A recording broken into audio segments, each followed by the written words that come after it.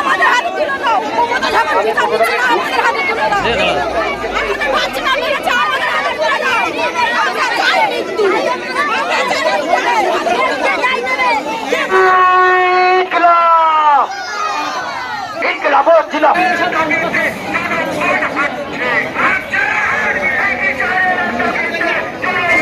এখানে মা বোনেরা রাস্তায় আমাকে জিজ্ঞাসা করছে এবং আমাকে বলছে একটা কথা যে বিচার চাই। একটা মা আমাকে বললেন বাস্তব কথা যে একটা মা ছাড়া কষ্ট বুঝতে পারবে না। তার 10 একটা মেয়ে টিউশন করে বাড়ি ফিরছিল, এই সাহস পাচ্ছে কোথায়? যাদের মনের মধ্যে তাদের বিরুদ্ধে ব্যবস্থা না নিলে আরো বাড়বে। আমরা এটাকে বন্ধ করার জন্য আজকে রাস্তায় নেমেছি।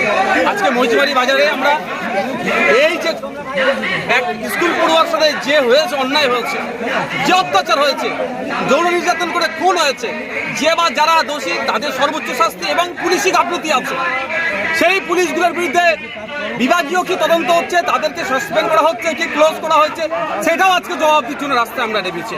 কারণ যদি পুলিশ আপনার পুলিশ পোস্টে যদি গিয়ে পুলিশ পোস্টে যারা দায়িত্বশীল ছিল, ওখানে যারা দায়িত্বরত ছিল, তারা যদি যথাসময় একটু বেরিয়ে ঘুরতো, সিসিটিভি এখানে কিছু যদি থাকতো, সেগুলো যদি একটু ওয়াচ করতো, তাহলে হয়তো এই দুর্দিন দেখতে হতো না, এই ভয়ঙ্কর অভিজ্ঞতার সম্মুখীন হতো না।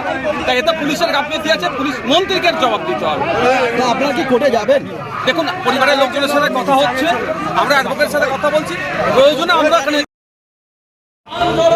আজকে এখানে সিংহগড় থেকে বৃহত্তর আন্দোলনের আমরা দেখে নেব।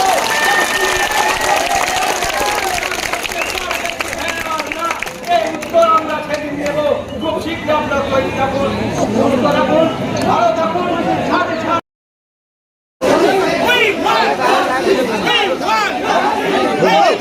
লেখা নেই সারা তো হাত ছেড়ে দাও। না না না, আমার হাত ধরো।